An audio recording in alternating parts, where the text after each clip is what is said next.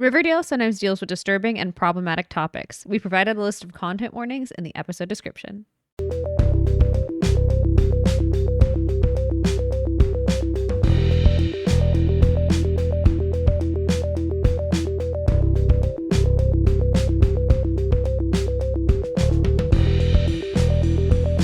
Hello and welcome to Dead Ends. I'm Emily. I'm Brenton. And we are going to start our Riverdale deep dive. Our Riverdale episode by episode. Well, most weeks it'll be 2 episodes a week.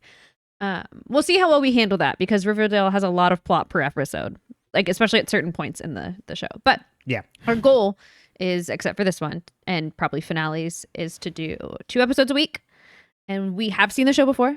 Mm-hmm. So unlike Pretty Little Liars, which when we recapped, Brenton had never seen and had to guess and make theories, and it really made my little heart so happy. And I had to keep secrets, and it was very, very hard for me. And Brenton accidentally spoiled himself. Mm-hmm. But I didn't spoil anything. And that will go down as my biggest accomplishment to date. Mm-hmm. You did great. Forget getting married, getting a dog. You know what? I didn't give you any spoilers. And as someone who tries to tell everyone every passing thought, that was the hardest thing I've ever done. But now we're going to deep dive into Riverdale, which will be fun because I don't remember a lot of it. I remember some of it, but I remembered very little of this. Mm-hmm. So, yeah, if you are new, you can listen to us go through all of Pretty Little Liars. That's from PLL all the way through Original Sin and all the new stuff. And even some books when the strike was going on. Mm-hmm. You can all listen to that. We also did a Veronica Mars season, doing everything back when this was a different titled show. So yeah, go through that. So, did I let you say your name? Yeah, I did. Yeah. Okay. Yeah. I was like, did I ever stop talking?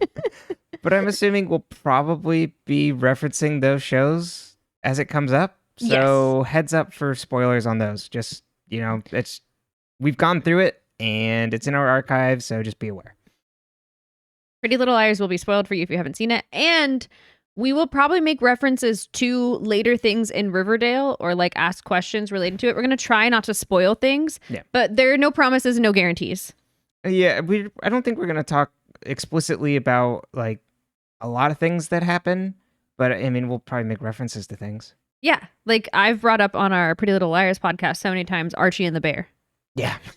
Because it's a very important moment for me that is just like a minor plot point in the show. Yeah, absolutely. So plenty of stuff like that. But as for like big mystery arcs and things like that, we're almost less interested in that. Makes sense. But yeah, I also have vague memories. We also didn't complete the series. We watched 2 episodes of season 7 and then we didn't finish it. I read what happens. Okay, so you know. I know. So yeah, that stuff I don't. But I mean, I probably won't try and keep myself spoiler-averse on that since I've seen everything else, but we'll see. I don't think there's really much to spoil, to be honest. You know what I mean? Probably not. I mean, it's just like character wrap-up stuff, huh? Of just like, here's where all the characters end up at the end. How the ships do. Oh, exactly. Right. This show is it's very much like the original Pretty Little Liars. And I often said that Pretty Little Liars walked so that Riverdale could run. I've been saying that for a long time. Probably since episode 1 of us doing PLL. And I do fully and wholeheartedly believe that. So now we will live that. Mm-hmm. And lots of other people have said that too. I don't think that was a stroke of genius that only I stumbled upon. And just in terms of timeline, Pretty Little Liars is ending the year that Riverdale is beginning. So it's perfect timing. Exactly. Literally, Pretty Little Liars stopped running. They said, we're going to do The Perfectionist, but not yet. And they said, let's make Riverdale. These are not correlated at all, though, except for the fact that the director and writer of Riverdale is the director and writer on Original Sin, which is obviously much later. Mm-hmm. Yeah. Yeah, so we can just jump straight into the background. How do we do that? I'll pull up the production details and stuff I pulled up. And I pulled info for 4 actors. What I'm thinking this season is we can just do we can highlight like 4 people each time until we kind of like run out, and then there's new ones. So we'll try and do that where I'll pull a couple and we can kind of talk about them at least like at a high level, and we get to know who these people are. I don't think we ever will run out of characters, to be honest. There's a lot of characters. Always be new ones. I was like, okay, wait, I'm going to have to figure out how to figure out when I need to bring in some of like the season 1 people. Like I'm going to need to shout out who the Reggie actor is within season 1 because that changes in season 2. Similar to Jason on Pretty Little Liars. Exactly. So there's so many people that I'll have to figure out how to like parcel them in. Well, and yeah, certain characters are then no longer relevant or leave and come back. The other thing I was going to say before you get into production is the first thing Brenton said when he put it on is, this looks so expensive. Looks so high quality. And that's the same thing you said when we started watching The Perfectionist. And so I do wonder if there's something about that particular, what is this, 2018? 2017. 2017, like that particular time where there's this very specific aesthetic that is very crisp and clean and high quality. Yeah, and brightly lit. Yeah. It's so well lit, which is, thank God. There's nothing worse than like watching a show and it's so dark, you have the lights off and you still can't see anything. Yeah. You mentioned when we watched it, like Game of Thrones, which was, a few years before this, but still, that's like the absolute like definition of like, and that was an dark as hell. expensive show. You know what I mean? Oh, yeah. They could have lit it. Mm-hmm. I think I also said it about Original Sin, that first episode too. Just how good that looked. So yeah, I think this episode looks incredible. Like it looks so good. And I remember that the stylistic choices of this first season don't necessarily hold up throughout the series. But we'll see if that holds true. It gets a little darker visually. Yeah. But I think as the storylines kind of get darker. The other thing I was going to say is what I like about this show is it seems like the sets don't really change between the pilot and the rest of the show. I think some of them do, but like not as many. You know, like when you watch like the first episode of Gilmore Girls, you're like, where is this? Like half of these places don't look the same. Right. Yeah. Oh, I get what you mean. Absolutely. Like Archie's house is Archie's house. Betty's house is Betty's house. Betty's room is Betty's room. Yeah. I think I'm curious to see if the school changes in season 2. At least I don't think we get as much of like that outside and everything. And I think some of the things I think it looks incredible is like a lot of the shots. There's lots of different shots they're doing. And like they're doing lots of like scenes in motion where like they're walking along the track and things like that. Even I think the shots along the lake are really cool, and all look fantastic. And if I remember correctly, we start getting as the episode order expands, we get a lot more. Here's them in these specific sets, and then here's your shot for that set. But we'll see. Cheryl's house might change too, but she might actually move. I can't remember if it's that they live in a different one of their houses or if her house changes. Yeah, I can't remember either. It might change, but we'll see. We'll see when we get there. All right. But, and also the other thing is, I remember season 1 when we watched it being incredible. Like front to back, having a really great time with it. And it kind of falls off after that. But it becomes a different show. And this is kind of like well documented. And we'll see as we go along. But I think my suspicion, having kind of done a little background, at least high level, is that in this first season, they took Archie Comics characters and put them in a, Twin Peaks style show. And then I think subsequent season takes, Twin Peaks high school soap opera and turns it into an Archie Comics instead of the other way around. So I can see that. That's an interesting kind of like flip, but I can accept that. Yeah, we'll see. All right, so I pulled some details on the production background. So, like I mentioned, I didn't mention, but it started in 2017, ends in 2023, runs for 7 seasons. It is produced by Warner Brothers and CBS, but in association with Berlanti Productions, which does, as I look through it, does a ton of CW things. This aired on CW, and also Archie Comics. And the creator showrunner that we mentioned is Roberto Aguirre Sacasa. We'll come back to him in just a sec. But essentially, what we didn't also mention up top is we'll be doing all of the Archieverse television stuff. Yes. So that's pretty much like everything he's done.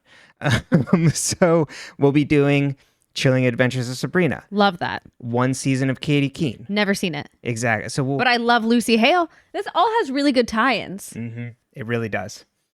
And it's got an even... Okay, I'll come back around on this in a sec. But Kiernan Shipka, who was in Mad Men and is in Chilling Adventures of Sabrina, they had originally thought of having her as Betty Cooper. Oh, I wonder if she was a little young. Yeah, young looking. They didn't mention specifically whether she didn't take the role or whatnot at the time. So I don't know how old she is compared to Lily Reinhart. I'd have to look. You know what I mean? Right. So Lily Reinhart, when she starts, this is 19? 18, 19, yeah, something like that. Yeah, so I don't, yeah. Because I remember, I think her and I think KJ Apa, who plays Archie, are both actual teenagers coming into this. Yes. You know, like barely, but still. So you actually, it actually looks more, the first season kind of looks more realistic for a show where you have teenagers, because you're oh my God. Sure, they're not actually sophomores. Right, exactly. But they still put a 1 before the second number in their year. It's a different vibe. Yeah. And I think I just think it's funny. Mm-hmm. It's cute. Yeah. You can also watch because obviously they get older, and as you get older your face changes.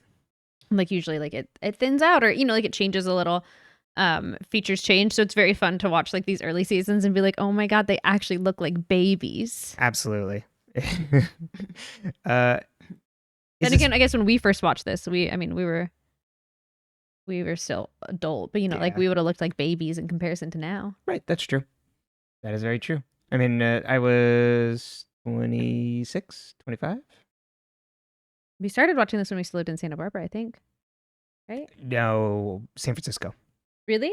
Yeah, I remember coming in and talking to my coworker about it. At the San Francisco office. Yeah. And she was like, oh, that's my guilty pleasure. I'm like, what do you mean? This show's amazing. And this was we had caught up on season 1 right before season 2 started.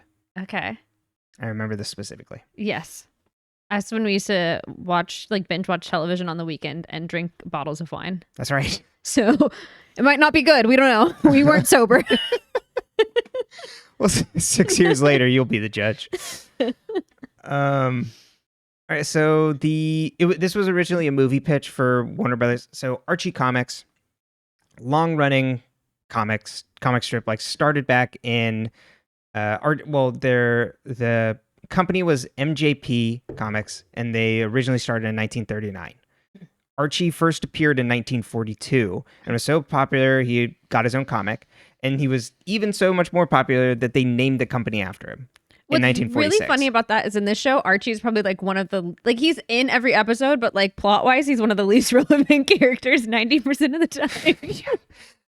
I was, in my opinion, I was surprised at how interesting I found his character in these first episodes, but I remember as the series goes on that it does not stay the same. Yeah.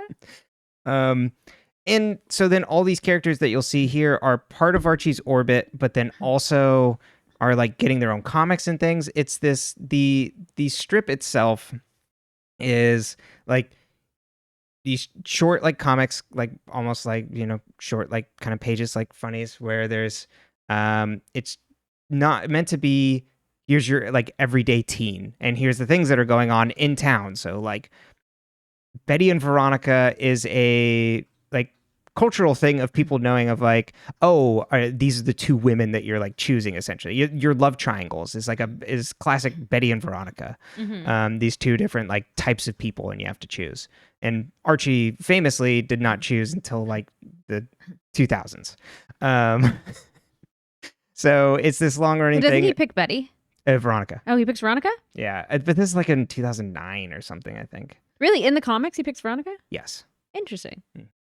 But he is dating Betty, or Betty's at least. It's very similar dynamic to this, where Betty's very interested in him, but he's constantly getting she's very put upon and meandered, and at least as far as I understand. I plan on reading more. I read one that was Betty and Veronica, which was fun, where Veronica's way meaner to Betty, but they're still friends.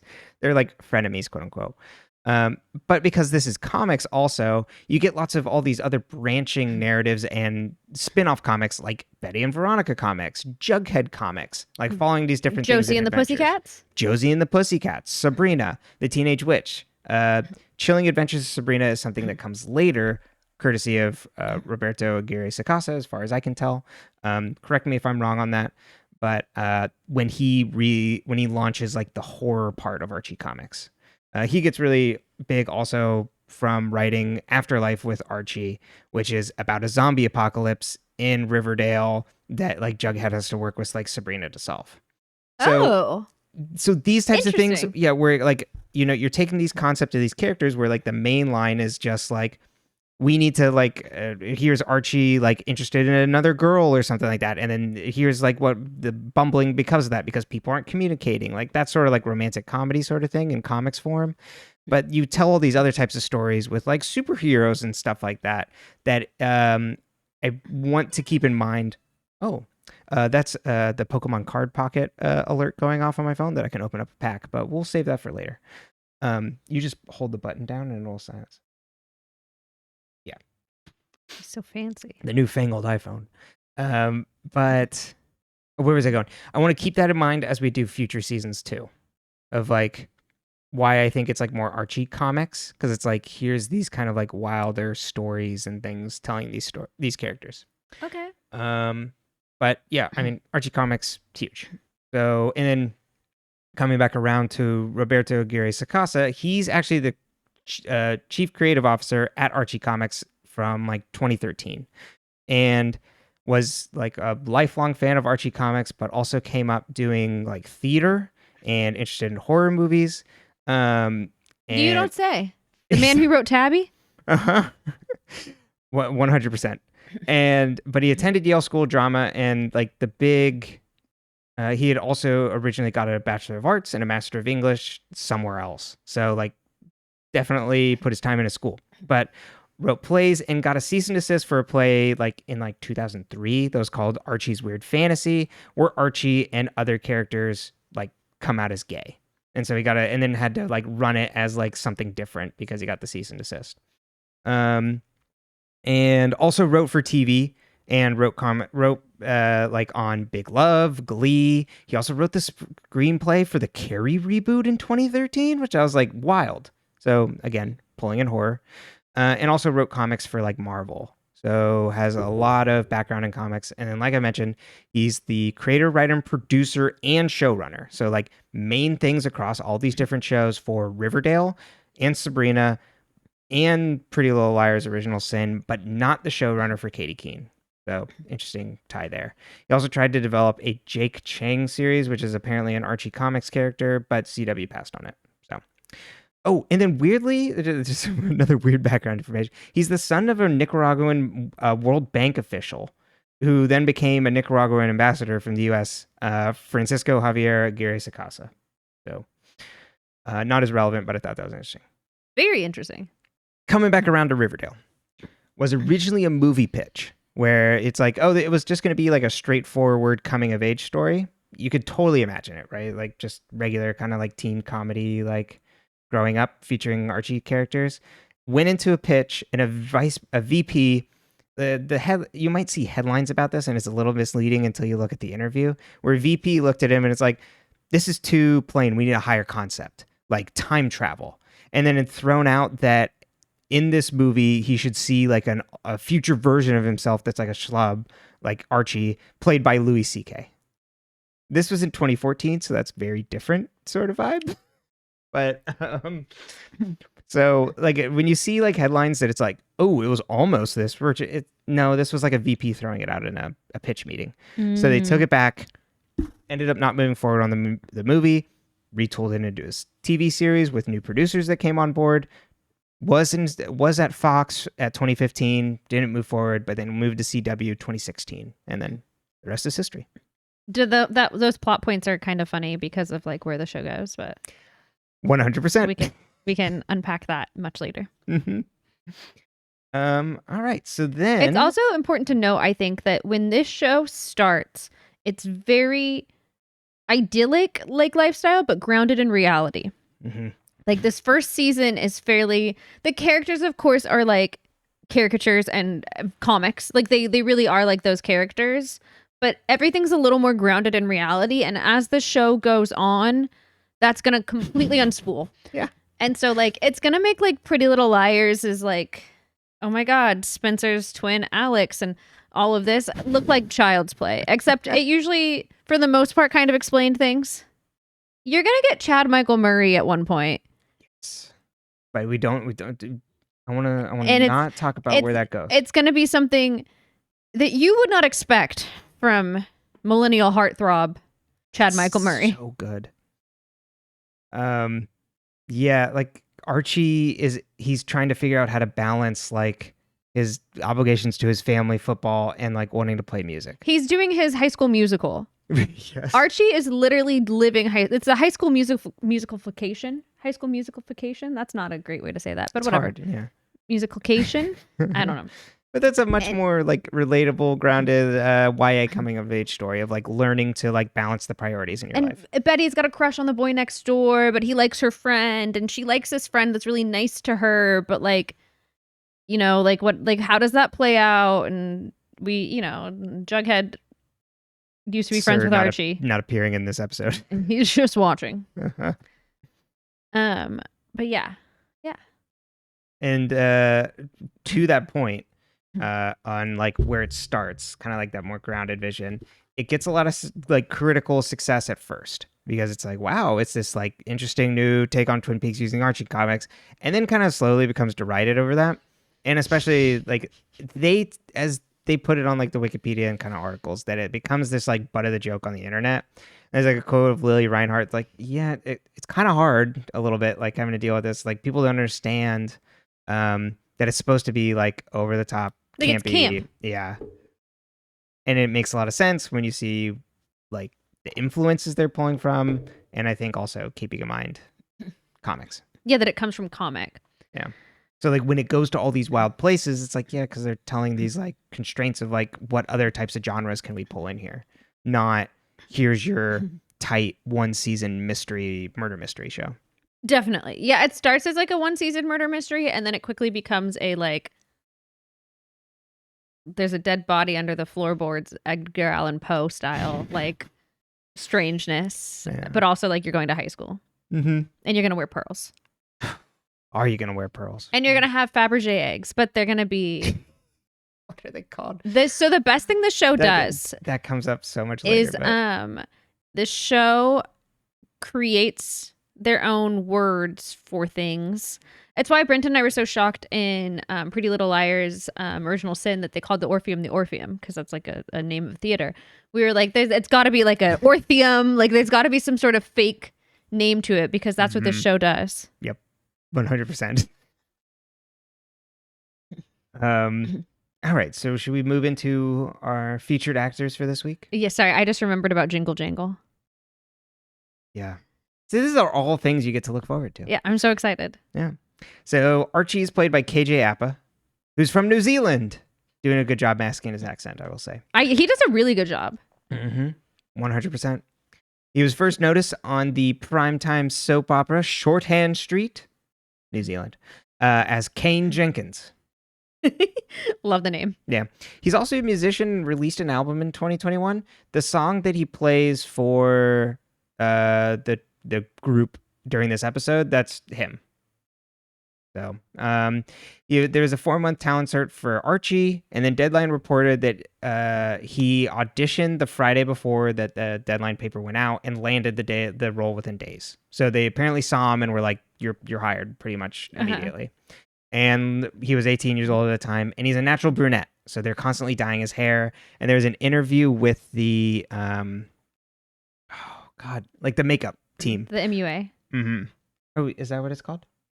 Well, I mean, I guess there's lots of different like makewp artists. Yeah. Okay. Yeah. That they used Madeline Pesh,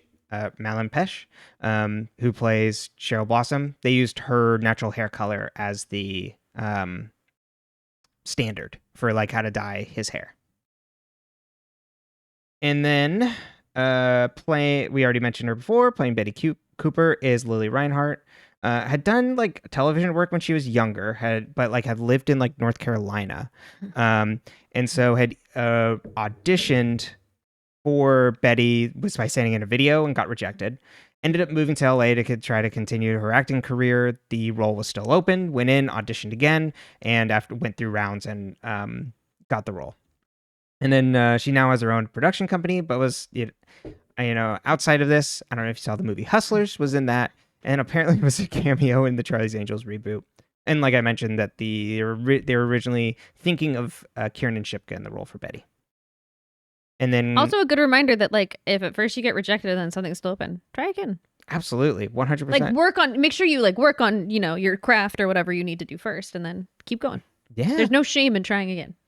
Exactly. I think that's the only way you lose is by giving up. That kind of stuff.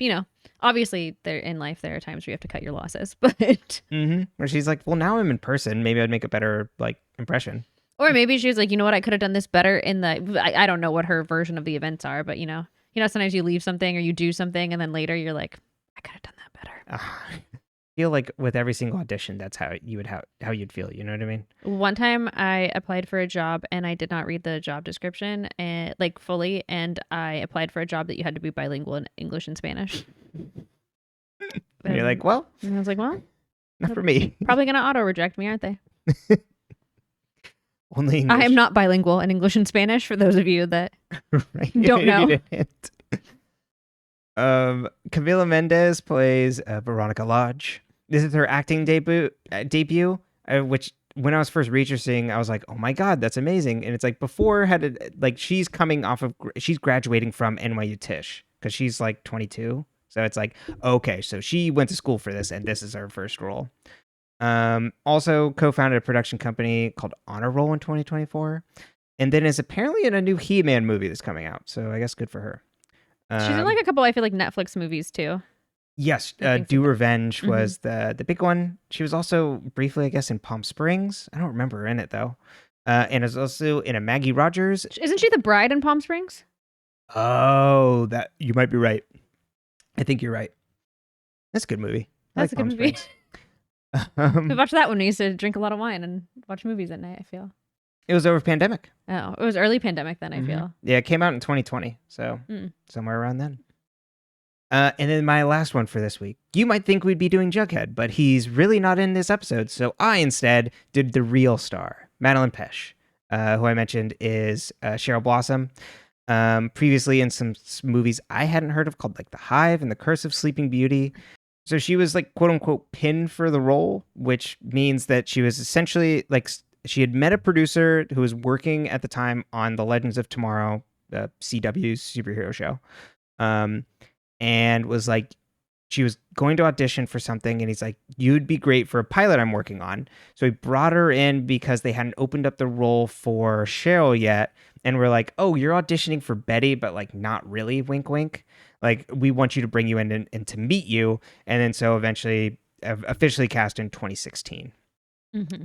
And then she's now in the new, the Strangers movies, those home invasion movies where do you remember The Stranger? I'd never seen it, but came out when we were in the late 2000s.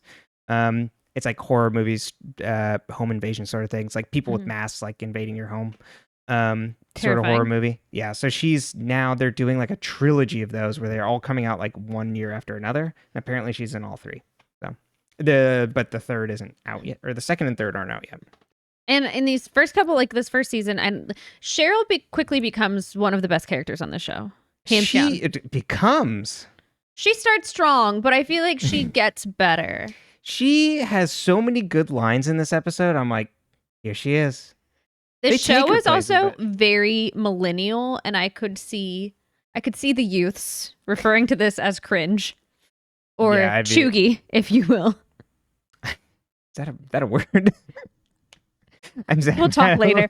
Anyway, and I could see that, but I think that's what it's what makes it good.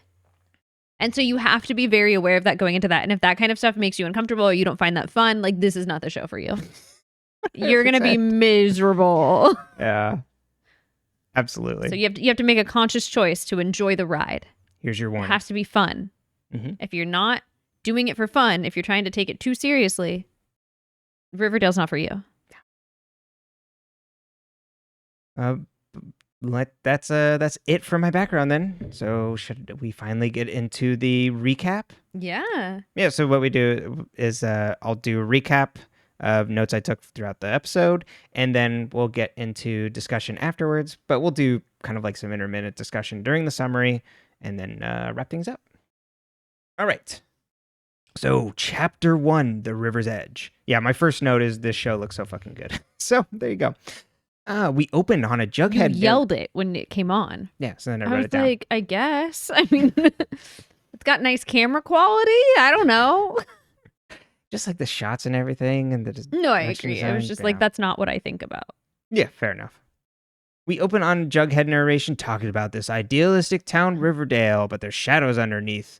It's nothing but a facade, and we see that Cheryl and Jason Blossom, who are twins, they drive out to the river, and they're going out to take their boat out on the river on the morning of July 4th. Later, Boy Scouts found Cheryl on the river's edge alone. We then see her and her parents with the police, but they never found Jason's body. Supposedly, it was an accident. And the story was that Cheryl dropped a glove and Jason reached down to get it and fell into the water and drowned. We also then see Veronica and her mom, Hermione Lodge, come into town and move into their new penthouse. We now meet Betty Cooper, who's hanging with her friend Kevin, who's pumping her up to woo Archie, who she's had a crush on forever. They see Archie shirtless across the way. So their windows, they live next door to each other, and the window's just right across the way, and he has his shirt off, and Kevin's like, he got hot now. Betty and Archie go to Pop's, and she tells him about meeting Toni Morrison over summer. I was like, damn, Betty doing some cool shit. Yeah. Archie worked a construction job over summer, but I had forgotten that it was for his father's construction company. And while he was working, he wrote poems in his head while he worked, and he wants to write music, which makes Betty swoon even more. Veronica walks in while Betty is making her speech to Archie about, wanting to essentially go steady with him. She's also wearing this amazing cape. The black hooded cape. Yeah. Oh, it's so good. If you actually go to fandom, it's like literally the first picture. The style on this show is so fun because they really each character has an aesthetic. We haven't gotten fully into Cheryl's aesthetic, and I think that's part of it. She's in red, but she's not the way she is as the show goes on. They really each character has a specific look and style and very comic book, but not in the way where they're wearing the same exact outfit every day. And I just think that's really fun for what it is. Yeah. And I think just me kind of briefly looking back at pictures of these comic book characters, they're doing a good job of adapting that to the screen. Yeah, and when Veronica walks in, Archie is totally distracted and staring at her. She then walks over and meets Archie and Betty, and Archie invites her to eat with them, much to Betty's chagrin. The next day, Archie's going to head off to school while his dad encourages him to come by the worksite after school. So, because he wants him to start working in the office now. And Archie's like, well, I can't. I have football this afternoon. Betty's mom, Alice, gives her a speech about not letting anything ruin her school year. Like that Blossom boy ruined her sisters. Alice gives her Adderall and tells her she wants her to stay focused. My God. So this show is also stacked wall to wall with amazing previous soap opera talent. So Luke Perry playing Archie's dad got Fred. And then Alice played by Matchett Meek, who is incredible. Twin Peaks fame. So we'll follow up more on them in the future, but just wanted to flag that. Archie's at school and his friend Reggie comes up and he's like, bro, I can't get enough of how strong you are, bro. But totally just my friend, bud. Betty gives Veronica a tour of Riverdale High. Kevin comes by and tells her about how boring Riverdale is. Veronica's like, oh my God, you're gay. How exciting. Kevin asks if it's true about her dad. And she's like, I stand by him. And does everybody already know? They all stay silent. And then Veronica is annoyed. We then get a brief glimpse at Josie and the Pussycats, who are playing music and rehearsing as Archie comes up and he's like, hey, can I like talk to you about like writing music and stuff? And she's like, butt up. Or but not butt up, but buzz off, Jesus Christ. Butt out, buzz off is what it butt out. Buzz off and butt out. And then that's what I'm using. That's right. She's like, if you want to play music, you got to drop trowel right now. She does call him Justin Gingerlake, and I'm very happy about that. It's really funny. The show is so funny. They also give you a lot of characters right off the bat. Mm-hmm. Which goes to show you that good storytelling, because this is something I always think about. I was like, you don't want to give the audience too much. And I'm like, you can give them a lot of people at once. Mm-hmm. You just have to prioritize. You know what I mean? Yeah. So I listened to podcasts on the Abnormal Mapping Network. Very good podcast I used to listen to, but they talk about a lot of the times that they're like, writing rules are so fake because it's like, yeah, you shouldn't do that, but like sometimes it's just good when you do.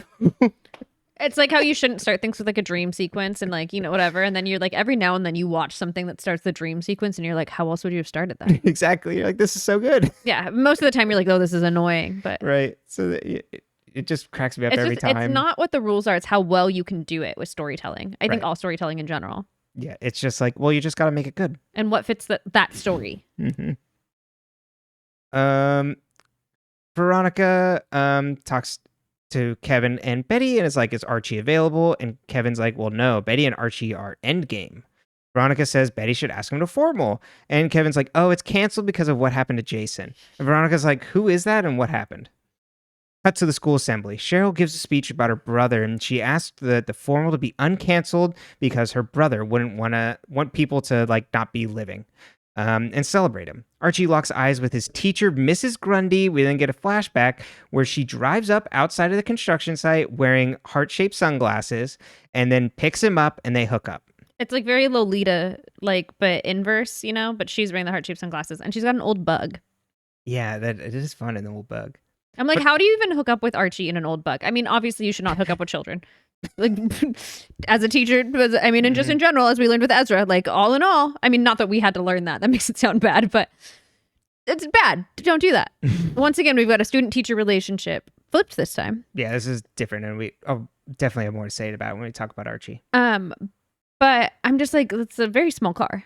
It is practicality-wise, how do you do this with anybody? It seems extremely uncomfortable. Archie never mind. We'll come back around. Archie stops Miss Grundy after the assembly. She tries to ignore him, but he stops her by calling her by her first name, Geraldine. Also very funny coming from, I had forgotten. I'm like, Grundy? Grunwald from Pretty Little Liars? Only so many names. But she could be a comic book character. I don't know. She tells him to Geraldine Grundy, you think so? You think that might be a comic book character? Well, sometimes. She tells him to make an appointment during her office hours. Fred Andrews finds that Hermione visited his office and she asked for a job. They had high school history, but she broke up with him when he says that she chose the rich kid. We assume that's Hiram. That's her husband that is not appearing in this season. Fred is divorced and Archie's mom is in Chicago.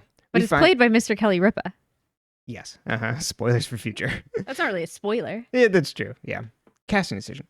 We find out that Hiram Lodge is on trial for fraud and embezzlement, and Fred says that's not a good look to then have her be his accountant. And she's like, well, okay, maybe not. Archie shows Betty and Kevin his demo as Veronica comes over. They both like it, and Veronica's like, yeah, that sounds really good. Veronica's surprised she isn't getting more attention around school, and Kevin's like, if it was any other year, you would be, but like, Cheryl being like essentially saying that she's like playing up being the grieving widow. Archie leaves for his meeting with Mrs. Grundy, and then Cheryl comes over and introduces herself and sits down. She encourages Veronica to try out for cheerleading. Veronica's like, well, Betty wants to try out too, and Cheryl isn't enthused by that at all and leaves. Betty wants to join as it'd be good on her college applications, and Veronica says she can help her. So two things that Cheryl says in this. Kevin makes some remark about her. It's like, oh, is that still in? And she's like, is being the gay best friend still a thing? And then also her Twitter is @Cheryl Bombshell. So there you go. 10 out of 10. Yeah. Also, yeah, good on Cheryl for calling out on Kevin because it is exactly doing. It's like it's calling out that thing, but it's literally doing that thing, and it's like okay. Archie shows Grundy his song and asks for her help with lessons. She's like, "That's not a good idea. We shouldn't be alone together." Archie wants to talk about what they heard, and they never said anything. Cut to a flashback of them on a picnic when they heard a gunshot. It was on the morning of July 4th at 6 a.m. Grundy says they can't explain that, and they have to live with it. Veronica and Betty audition for the Vixens, which is the cheerleading squad. Cheryl isn't impressed. Veronica's like, "Well, you haven't seen her finish," and then brings Betty in for a long kiss. And Cheryl's like, "Well, I'm not impressed again. I don't care."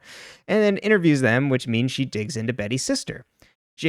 Polly is Betty's sister, and Jason and Polly dated, and Polly is now in a group home. How old is Polly?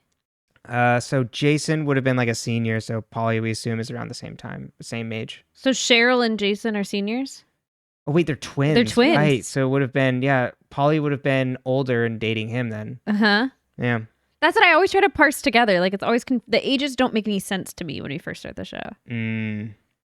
Cheryl pushes her to dig into her. She's like, "Oh, why don't you just like yell at me? Because like my brother ruined your sister." And Betty grips into her hand so hard that she has cuts, but then apologizes for Cheryl's loss. Cheryl invites Veronica to join the Vixens, but not Betty. Veronica then sticks up for Betty and says she goes on a long speech, which is essentially like that she's here to knock girls like Cheryl down a peg.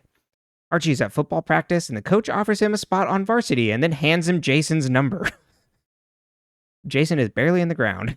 Archie doesn't know if he can with helping at his dad's business.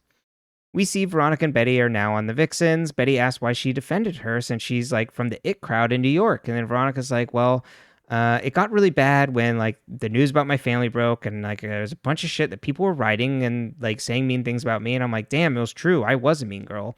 So I made a pact with myself to be a better person." Betty then talks about Polly and Jason, and when they got together, it meant everything for Polly, but Jason treated her bad, and it wasn't like that big a deal for Jason, and that their mom got really mean to Polly about it, and Betty blames her mom for breaking Polly. Veronica calls Archie over and says Betty wants to ask you something. Wants to ask you something, and Betty invites Archie to come to the dance, but with both of them. And then Archie and Veronica are both like, "Huh?" And then Archie's like, "Well, I'm not in the headspace for a dance." And Veronica's like, "Well, not the right answer. You're coming." And she calls him Archiekins for the first time. She calls him Archiekins the whole series. So yep. First time there. Betty has a solo dance party in her room when Alice comes in and is just like, "Why did you join Cheryl Blossom's cheer squad? Take that off. I won't allow that." And Betty's like, "No," and tells her that girls like Cheryl and Veronica don't have.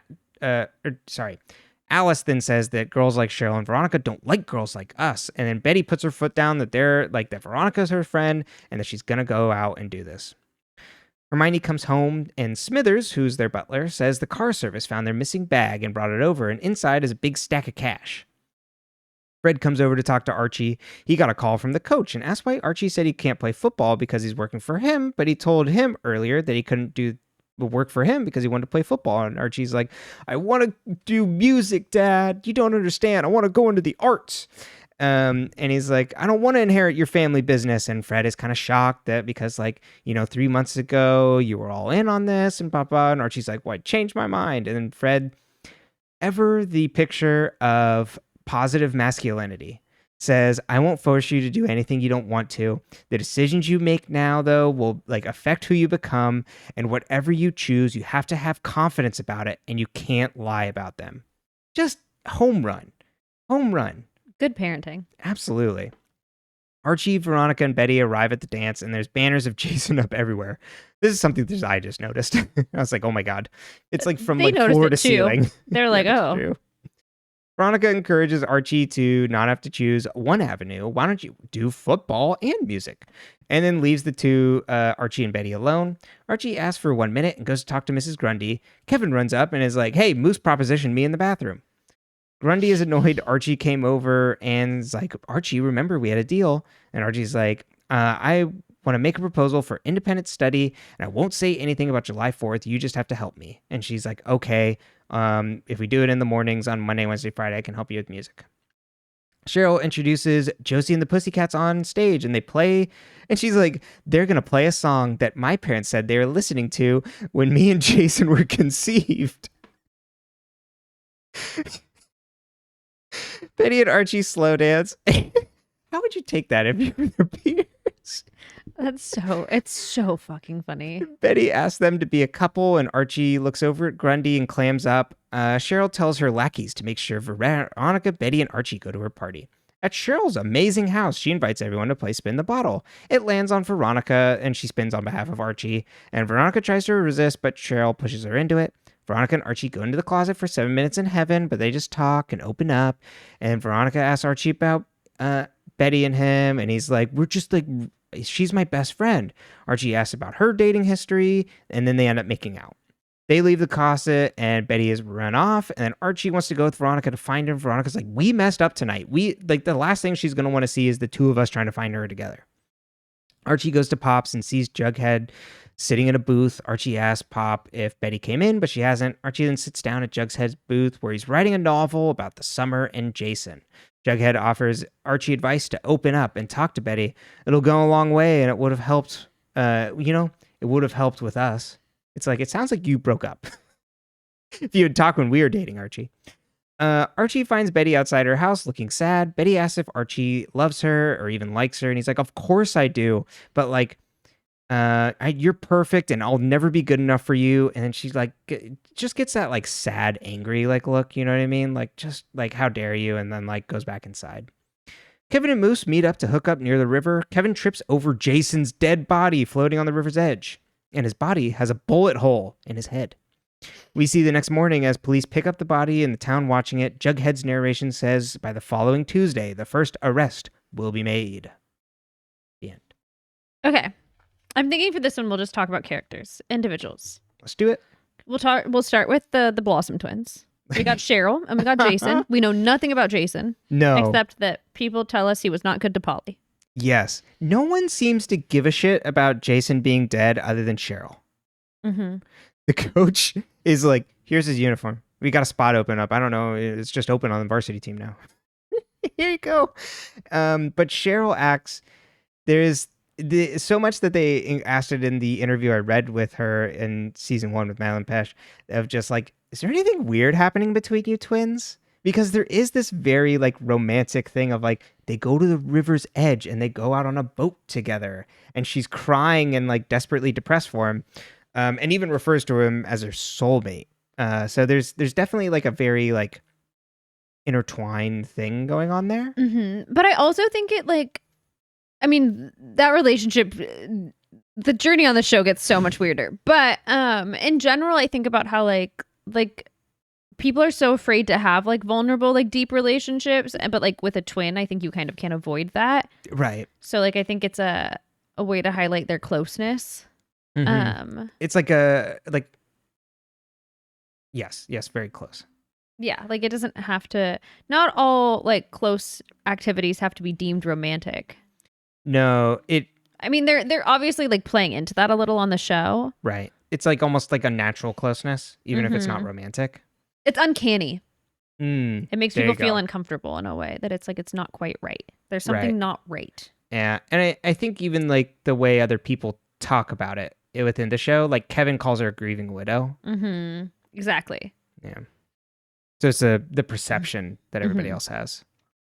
But is it necessarily their behaviors, or is it how they're interpreted? You know what I mean? Right, exactly. Because then we see Cheryl coming around as like, she does that when she's like up on stage and things like that. And she's also celebrating her brother, which she does very like specifically, she is trying to do. But then when she's interpersonal, she is type A, queen bee, like she is still running things. Uh-huh. Like she's not sitting there depressed or sad in that way. She is coming around and still running the show. Yeah. Okay. She's leading the team of Vixens too. The Vixens is such a good name for the cheerleading squad. And she's so mean. She's so mean. I love this bitch. That was the first thing I wrote down. I was like, I love this bitch. She's so good. She's the worst. She's absolute worst. So I mean, no surprise that she's one of my favorite characters already. But and then she's just horrible. Well, and it also gives you this idea of like, what does Cheryl know? Like from like, if he's been shot, like what does Cheryl know if she was out on the river with him? If they found her on the river's edge, where did he go? where was the boat? Right. And how did he end up with a bullet hole in his head? Mm-hmm. Where was that time frame where she lost him? I'm gonna be so honest. I don't understand. Like, I don't remember how the river plays into it at all. Mm-mm. I really only remember like how he actually died. Same. But I don't like the river part. I'm like, I don't know why they were in the river. I still can't remember why they were in the river. Yeah, I don't remember the mechanics of that at all. So I'll be intrigued to see how that goes. But that's another thing, like bringing up Twin Peaks. It makes me think of Twin Peaks a lot, right? Oh, yeah, that's totally a Laura Palmer washing up the dead body. Like, yeah. It's so good. And then there's a fish in the percolator. Well, there you go. Let's talk about Betty. Yeah. Betty is the girl next door, but she has Adderall and perfectionism and vibes. Aided and abetted by her horrible mother. Alice. Uh-huh. Alice Cooper. Yeah. And we do see her dad in the first episode, but we don't hear from him. No. Mm-mm. We just know that Alice hates the Blossoms with a fiery passion. And it's just... And Betty blames her for breaking her sister, so obviously she's got a really mean streak. And as if we couldn't tell from how she interacts with Betty. And she's like, don't get involved with boys. Uh-huh. But Betty, I forgot, starts out so... she comes off as meek, but she's harboring a lot of rage. She's so tightly wound. I think that's a really good way to portray the girl next door, because I think that you get, like, is anyone who is, like, actually, like, dealing with that much perfectionism has so much frustration inside of them. Ask me how I know.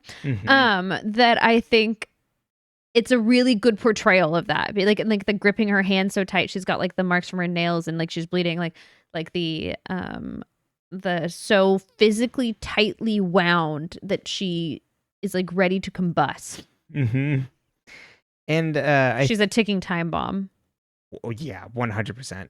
And it's, since the girl next door is, usually the clean cut, like good nature, exactly, happy.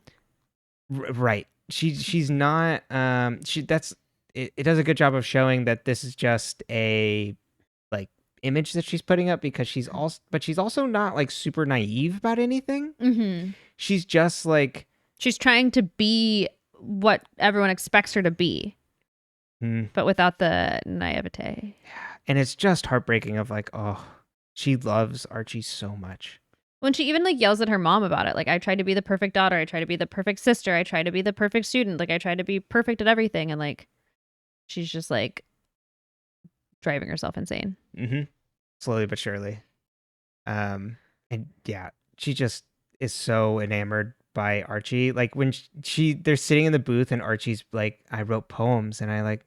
She does such songs. A good like doe-eyed look. You can even see like Lily Reinhardt's like pupils are dilated. You know, like how when you look at someone you love or you care about, your eyes, like your pupils get bigger. I believe that's a thing. And like you can just tell, like she just does such a good job at like playing that, like she's not naive about it, but she's so hopelessly romantically attracted to him. Yeah, it's just like, oh, this is just gonna end worse for you. Because, as soon as Veronica walks in, he's not paying attention to her anymore. Like he takes her for granted so much. She just kind of like, even if he does believe that they're best friends and does believe that, but like he is not putting in the same level of effort at all. No. Very high school. It's also I think that's a very accurate depiction of a lot of relationships between girls and boys, even of friendships, is like the effort put in, not always, but girls tend to put more effort and thought into friendships and relationships, even if they don't have a crush on someone. Just like in general, It seems like boys are not taught to have that level of consideration. Like Archie's so focused on his music and his affair that he can't he can't focus on being a teenager. You know what I mean? Like he's not worried about Betty. In his defense, he was taking advantage of. So I do understand why that would be a bit yes. That was, but I understand your point. That was not a like he's He's the perpetrator, like, but he's still a part of an affair. He's just the victim. Yeah, I wasn't doing that as like a gotcha too. I was just like cracking up. I'm like, his love affair. But I completely agree. Because he still is enamored by Grundy. Like, that's a huge part of that too, I think. Is like, he's so distracted by her that he does not perceive himself as the victim. Yeah. When we talk about Archie, I want to wrap back around on that. But I think you're exactly right in terms of she has probably, we can make a pretty good assumption that has put way more effort into their friendship. And I think that plays out in we wider know gender dynamics. Archie doesn't put efforts into friendships because of what Jughead says. Right. Like, if you had talked to me. Right.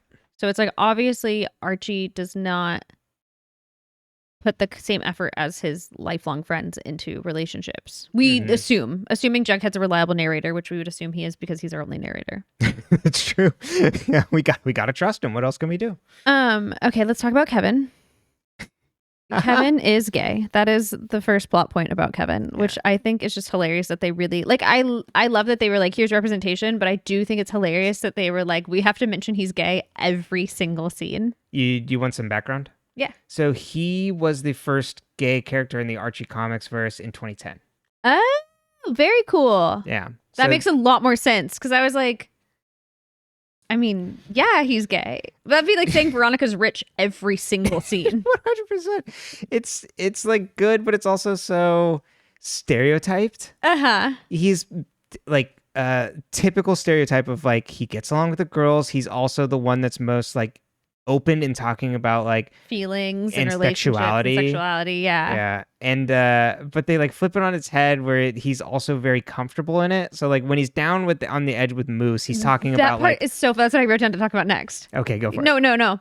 You can. It's just like that. He's like first he's like, Moose propositioned me in the bathroom. And Betty's just kind of like, what? But then like is distracted by Archie for the most part. But and then Moose is like, well, I'm not gay. And he's like, yeah, but if you were, like, you know. It says something afterwards when they're going to hook up, like, I love closeted guys or something. Yeah, I like love that. closet cases or something like that. What I want to know is, how do they describe what they were doing at the water to have found Jason? Like Kevin and Moose. Were they just out for a late night walk as boys? I think so. That's what it seemed like. They were just out and about going to hook up. No, I know, but I mean, like when they called the police or whatever. Oh, what did they say? Yeah, what did they say? Sorry. No, I know what they were doing. Right. I glanced at my phone to see what Jim's text was. So sorry. You gotta put your phone away when we're podcasting. It's making noise. You're getting distracted. You're not paying attention. Just heading it away. I apologize. I take responsibility for actions. Won't happen again. We'll put it. God, it's like modern day school. But yeah, it'll be interesting to see what the explanation is there for Moose's sake, pretty much. Okay, let's talk about Archie. What? First of all, like, who goes on a picnic at 6 a.m.? Was he awake? Ever looked at me and you said, let's go on a picnic at 6 a.m., you wouldn't, first of all. But second of all, I'd look at you like you had 3 heads. So were they up all night? Were they all night together? And then drove down to the riverbank to watch the sunrise. With a picnic? Yeah, maybe not. Breakfast picnic. I think they must have had a Grundy breakfast. Wake up? How did Archie wake up to this? He's just in bed, ready to go. Well, I guess he works construction. Maybe they made a plan to meet up before he went to work. That's true. So like, we'll have a breakfast picnic before he goes to work. I guess, yeah. That's early though. I don't do anything. Everybody's going to the river's edge at 6 a.m. Yeah, how did they not? This town is up at 5. These are a lot of morning people, and I would never know anything happened in this town. Which makes it even sketchier for them to be going out when everybody's getting up. It's true.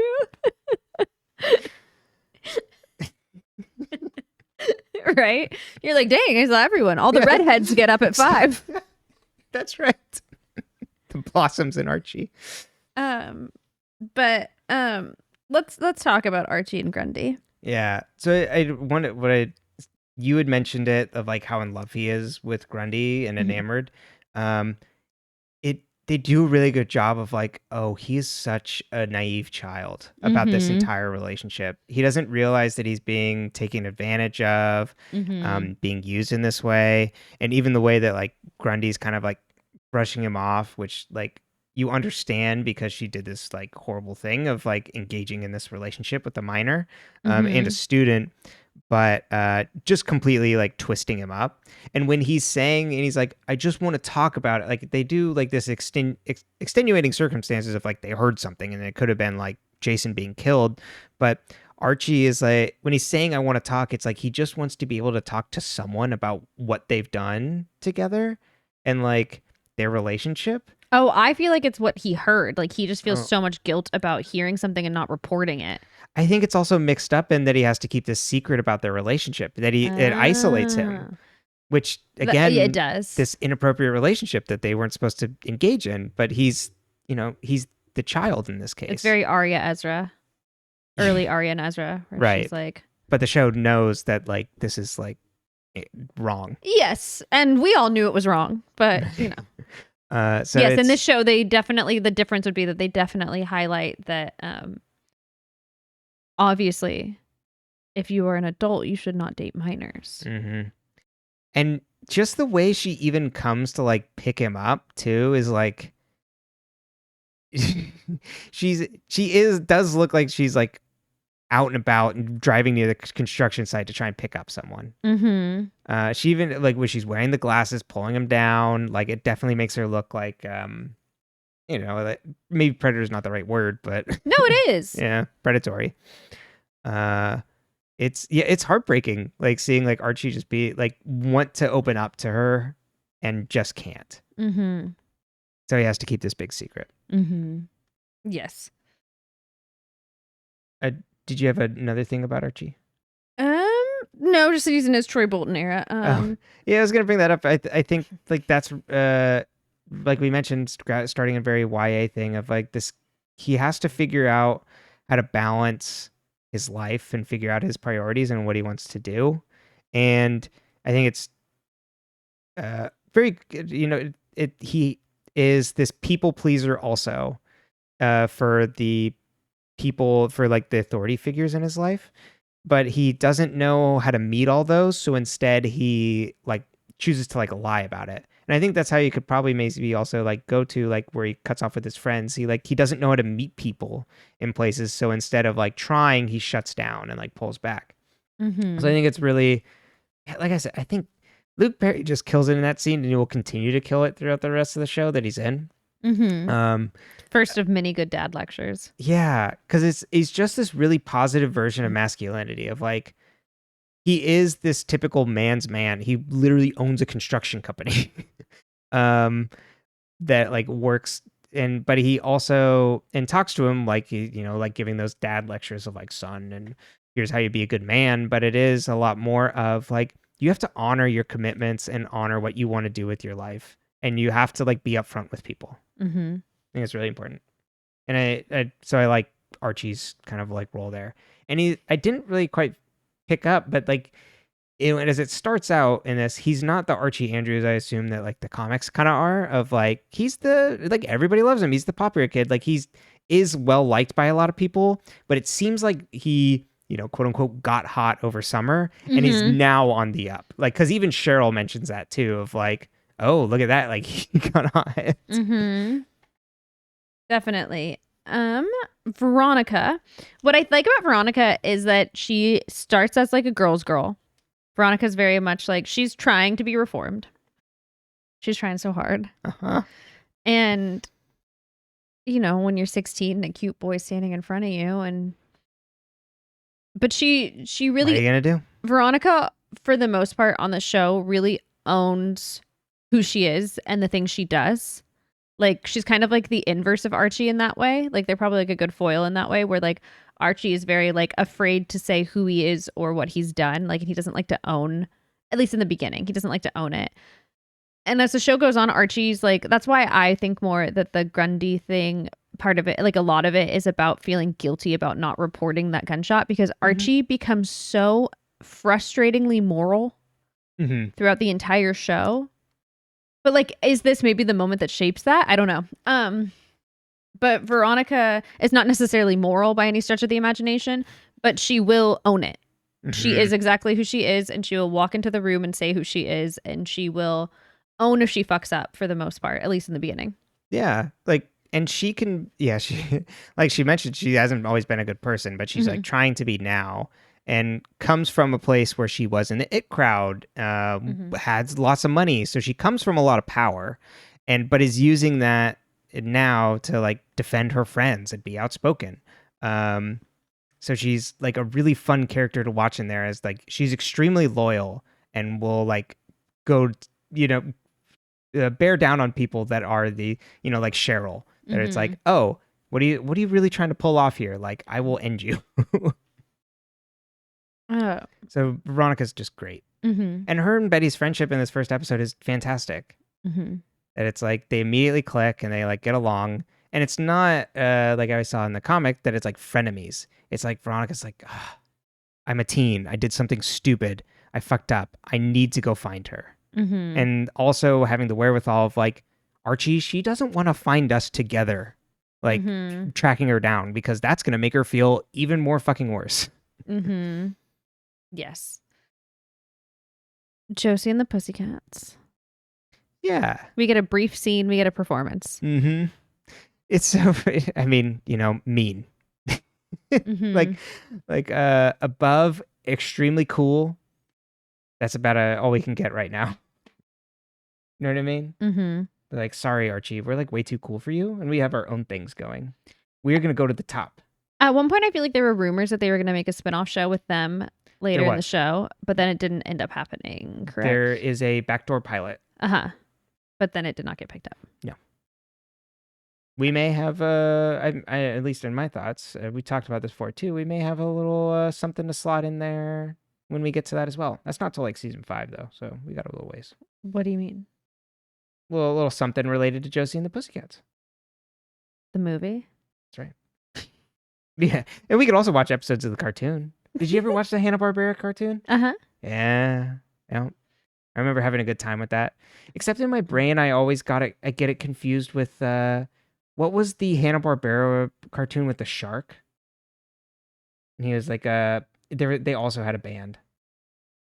I don't remember. Okay. I'm gonna have to look this up.